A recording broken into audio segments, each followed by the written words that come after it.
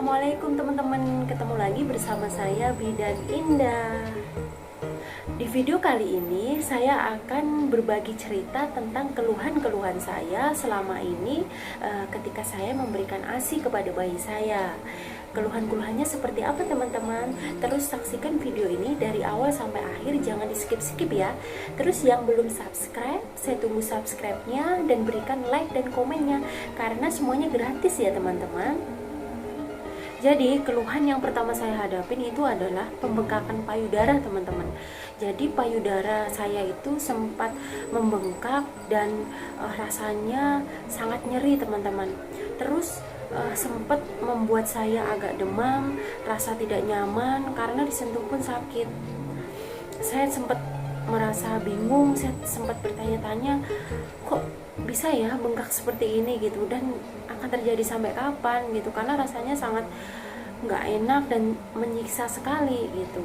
Akhirnya di situ saya berpikir ya kan, saya gunakan ilmu saya yang selama ini saya dapat ya kan, kayaknya saya harus melakukan berbagai hal gitu untuk mengurangi rasa nyeri ini, karena rasanya udah ya lumayan menyiksa teman-teman.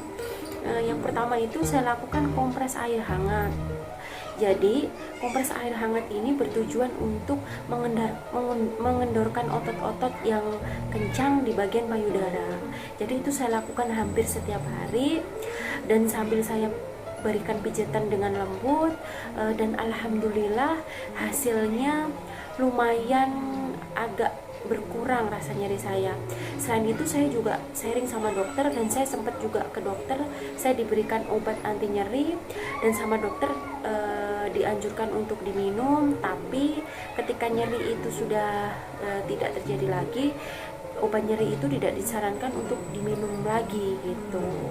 Terus yang kedua itu saya lakukan sesering mungkin menyusui bayi saya teman-teman.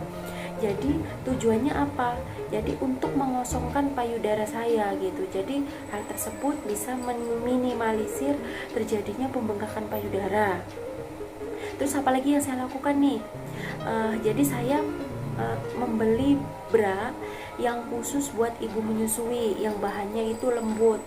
Jadi biar kita terasa lebih nyaman seperti itu teman-teman. Terus saya juga sering memompa ASI saya ketika saya di kerjaan. Begitu ada waktu luang, ada kesempatan, langsung saya memompa ASI saya, dan jangan sampai ASI saya terlalu penuh dan menambah lagi rasa nyeri yang saya hadapi sekarang gitu.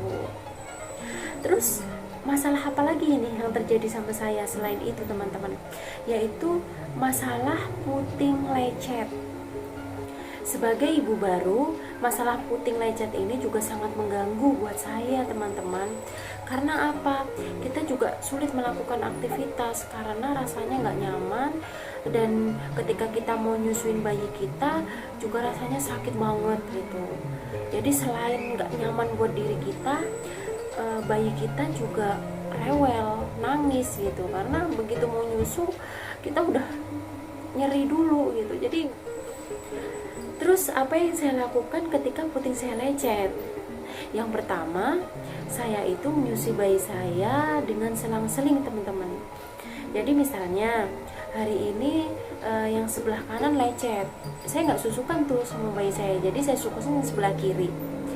Dan besoknya yang sebelah kiri ikut lecet juga nih, jadi saya balikin lagi ke sebelah kanan. Seperti itu terus setiap hari gitu. Terus pertanyaannya, bagaimana jika kedua-duanya sama-sama lecet? Itu yang saya lakukan selama ini. Saya itu memompa ASI saya teman-teman. Jadi saya pompa ASI saya simpen di freezer. Ketika bayi saya ingin minum ASI, saya angetin dan baru saya susukan ke dia gitu.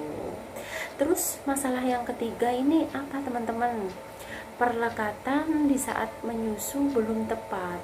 Itu terjadi pada bayi saya teman-teman. Jadi bayi saya ini nyusunya itu belum bisa pas. Untuk kasus seperti ini teman-teman, kita harus lebih telaten lagi ketika kita menyusui bayi kita. Kita pastikan mulut bayi dengan areola kita itu tepat. Jadi tidak akan terjadi perlekatan yang tidak sempurna gitu. Selain itu, kita harus mencari bantuan. Kita bisa sharing ke dokter atau ke bidan, bagaimanakah supaya bayi saya itu menyusuinya bisa tepat seperti itu. Terus yang keempat ini masalah apa teman-teman yang saya alami, yaitu masalah produksi ASI saya yang sedikit. Ini juga menurut saya itu sangat mengganggu teman-teman. Karena apa? Ini efeknya ke bayi saya juga gitu. Bayi saya jadi rewel, jadi menangis terus, dia ngerasa nggak nyaman, nggak tenang gitu. Kalau bayi saya mengalami seperti itu, pastinya saya juga akan mengalami hal yang sama gitu. Apa yang saya lakukan di sini? Yang pertama, saya tetap menyusui bayi saya sesering mungkin, dan ketika saya bekerja tetap saya susui menggunakan botol yang udah saya isi ASI yang sudah saya pompa. Kenapa saya bilang harus sesering mungkin menyusui? Karena produksi ASI itu ketika sering kita susukan ke bayi kita atau sering kita pompa, produksinya akan semakin banyak dan lancar. Sebenarnya tubuh itu memproduksi ASI sesuai dengan kebutuhan bayi.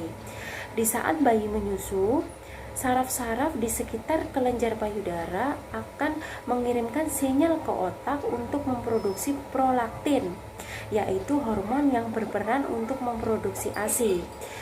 Sehingga ketika banyak ASI yang keluar, itu akan memperbanyak produksi hormon prolaktin, sehingga ASI kita juga akan semakin banyak.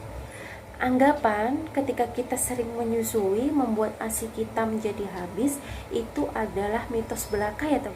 Oke, cukup sekian video saya kali ini. Mudah-mudahan bisa bermanfaat buat teman-teman semua, dan kita tetap bisa memberikan ASI kita kepada bayi-bayi kita.